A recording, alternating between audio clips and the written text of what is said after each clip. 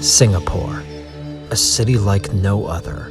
Foreign yet familiar, Eastern yet Western. My first impression of Singapore 8 visits ago was that it was a beautiful, pristine, if slightly sterile city. But once I dug deeper, visit by visit, I discovered a fascinating place that has become one of my absolute favorites. A city of innovation, of commerce, of beauty, of some of the most shockingly delicious food on earth, and a city populated by a diverse and wonderful people.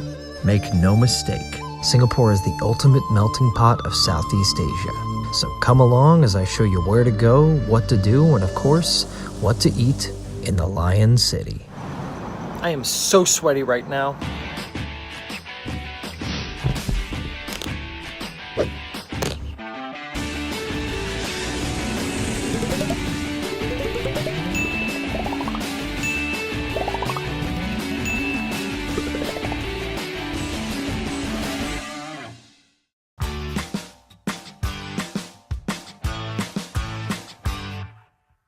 Tip number 1, how to get around. This one's actually pretty simple. When you land in Singapore, you'll be flying into the massive, impressive Changi Airport. From here, there are a number of different ways to get into the city. The first is the most expensive, but by far the easiest. Just hop in a cab. This is usually my preferred method after a 17-hour flight because, well, I'm lazy. And actually, taxis here really aren't that bad. A cab from the airport to the city center will cost you about $20 US. The second method is much cheaper and also very convenient, the MRT. Just head to Terminal 2, follow the signs to the train, hop on the east-west line and transfer to where you need to depending on where you're headed. I also recommend getting an Easy Link, which gives you unlimited rides on trains and buses for 1, 2, and 3 day periods. Once in the city center, you can hop in cabs, use the MRT, or use the app Grab. It's basically Singapore's rideshare app, but generally cheaper than Uber. And central Singapore is actually very walkable, just be prepared to sweat a lot. It's hot here, and humid. Very hot, and very humid. It's probably best to just expect to be in a permanent state of drippiness from your sides to your back to your front. Tip number 2, where to stay. Here's where things get a little interesting. Singapore is not cheap, unless you're talking about the local cuisine, but we'll get to that in a moment. In fact, I'm just gonna say it, it is downright spendy. Luxury 5-star hotels like the incredibly beautiful, but at least in my case, prohibitively expensive Marina Bay Sands will cost you anywhere from $300 to $700 a night. But don't fret, there are a lot of great budget hotel options out there. It may take some scouring on the typical aggregate sites, but don't worry, you'll find something eventually. I think I spent about $75 a night for my hotel in Chinatown. And of course, there's always the hostel route. Whenever I stay in a hostel, I stay at Very Best in Chinatown. Tip number 3, where to eat. For those of you who know me, you know that I travel the world on my stomach, and Singapore is easily one of the 2 or 3 greatest food cities in the world. This town is all about the food. A melting pot of Chinese, Indian, Malay, Thai, Middle Eastern, Indonesian. Singapore is truly the culinary apex of Southeast Asia. And the city-state is home to one of the greatest inventions since birth control, the Hawker Center. The Hawker Centers are basically Singapore's way of maintaining its rich street food culture by bringing it inside so they could properly control the safety and food of the water. These are open-air food courts with hundreds of stalls, each specializing in a few different dishes. Each stall is individually owned, each chef a master of a few dishes, serving up world-class food, usually at around $3 to $5 a plate. And the first dish I'm going to be showing you is so amazing, it really should be a tip in and of itself. Actually, yeah, you know what? I'm gonna make it one. Tip number 4, eat chicken rice.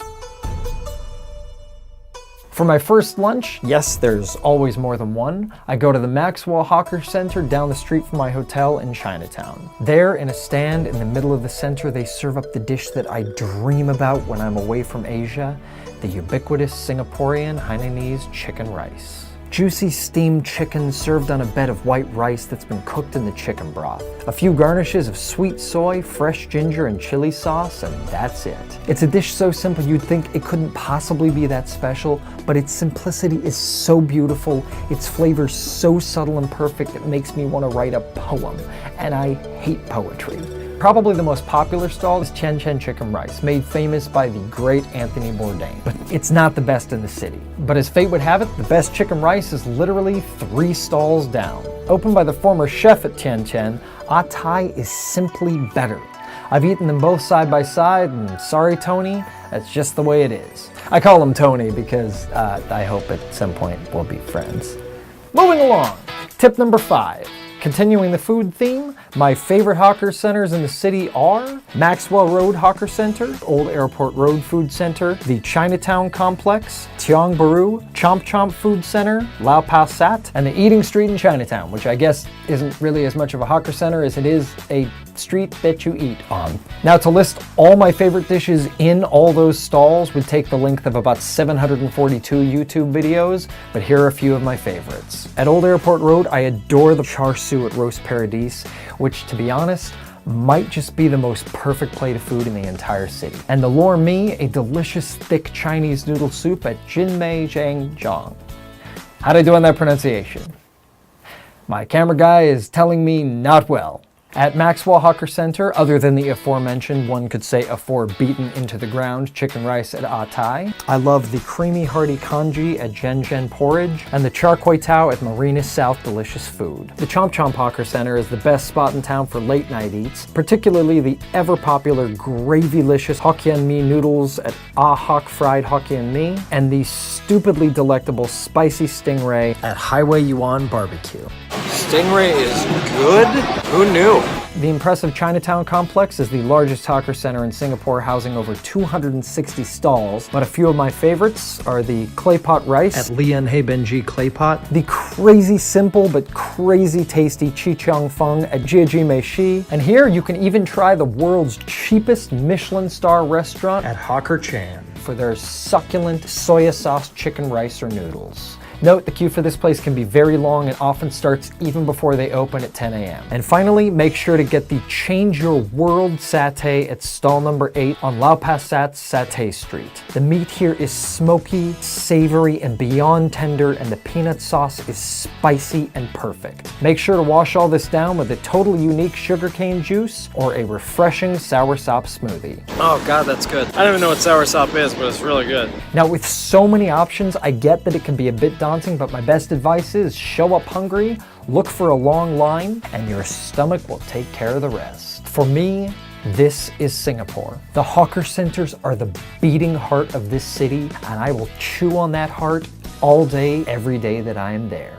Tip number 6, speaking of culture and melting pots, explore the many varied and fascinating neighborhoods this city has to offer. Let's start, because that's where my hotel is, with Chinatown. This neighborhood is full of incredible food, temples, and the cheapest souvenirs in town. And just the smells wafting out from the restaurants and food stalls alone is enough to keep me coming back here over and over. Make sure to hit up the particularly charming area around Kyong Saik Road, including the cobbled street of Duxton Hill. This whole area has a fantastic village feel, with shuttered windows, tree-lined streets, amazing food, and some of the best nightlife in the city. Another neighborhood I love is Little India. Here the streets are lined with stalls selling crafted flowers, gorgeous art, fresh produce, and the people are vibrant, lively, and full of energy. And as if we hadn't talked about food enough already, Little India is also home to some of the best Indian food you will get in the city not named Mumbai or Delhi. My 2 favorite spots are the all-vegetarian Komala Vilas for southern Indian food, specifically dosai, a perfect pancake-like wrap filled with spiced vegetables and potatoes, and Joggi's Northern Indian cuisine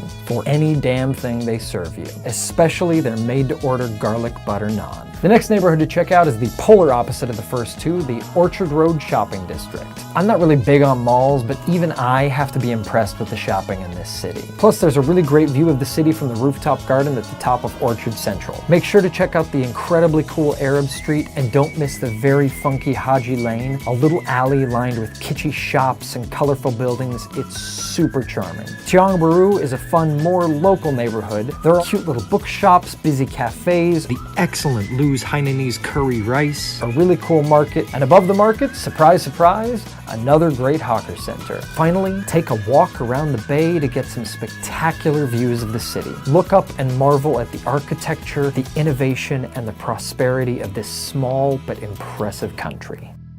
Tip number 7, check out the Marina Bay Sands. So maybe you can't afford to stay there and swim in the incredible infinity pool. Well, neither can I. But they have lots of other cool stuff to do. The view from the Sky Park observation deck is probably the best in the city. There is, of course, a massive mall, if that's your thing, and a casino, if that's your thing. Also Spectra, their free light and water show they put on every night at 8 and 9 p.m. makes the one at the Bellagio look like a drinking fountain. And if you don't feel like paying the money to go up on the observation deck, you can get pretty much the same view from Spago at the top of Tower 2. Just tell them you're headed up there for a drink. Or better yet, spend the money you would have spent on the observation deck and actually get a drink. Win-win. Tip number 8, speaking of drinks, I repeat, do not get a Singapore Sling, because A, it's like 36 bucks, and B, it's a complete drink. Nothing says $36 like a maraschino cherry. There, I've made my peace. We can move on. Tip number 9, visit the gardens by the bay. Half gardens, half space-age art installation with breathtaking architecture, expansive greenery, cascading waterfalls. Make sure to check out the tree walk through those awesomely weird tree thingies and the mind-bogglingly spectacular cloud forest. It may be touristy, but this place will utterly blow you away. Tip number 10, visit the Singapore Botanic Gardens. More gardens, I know, but these are completely different and equally amazing. A sprawling park of endless green, this feels more like a tropical Central Park. Enjoy the charming gardens, wander the many walking paths, take a jog, though how you can run in that humidity I will never understand, relax in the grass, and take in all the beauty of the truly majestic orchid garden. Tip number 11, do the night safari at the Singapore Zoo. The night safari is one of the coolest zoo experiences I've ever had. You'll see leopards, rhinos, elephants, lions, and much more, all from a tram that winds you through the nighttime jungle park. The whole thing is eerie, mysterious, great for families, and very fun. And I must say, having read about the Singapore Zoo and the wildlife reserves, I love what they do for animal conservation, preservation, and education. It's a great company and a great time. Highly recommended.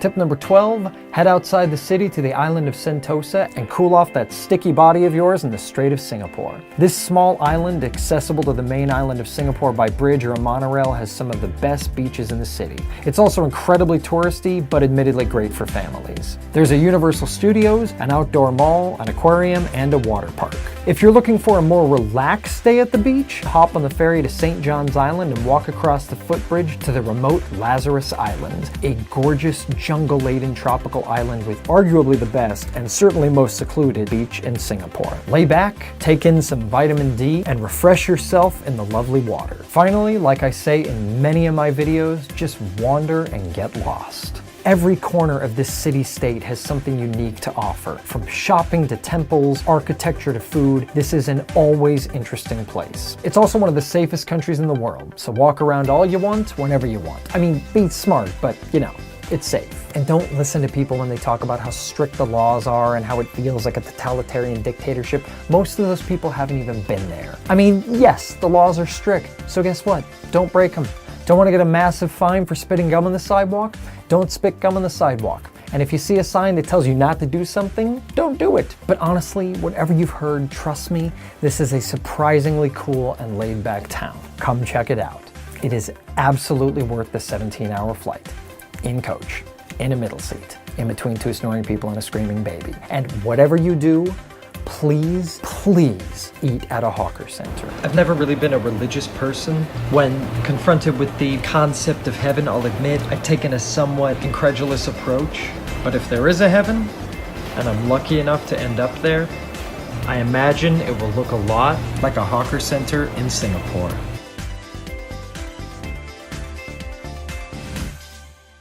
Thank you so much for watching. If you liked the video, make sure to smash that subscribe button. Like, really smash it. Really get in there.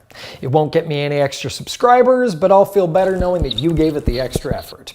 Also, I've left a really extensive list of all the places I featured in the video, and some I couldn't feature and couldn't fit in the description below. So if I left anything off the list, please leave your suggestions in the comments below. I always love to hear what you have to say. Also, I want to give a huge thanks to the Singapore Board of Tourism for all their help. I'll see you soon from somewhere else in the world.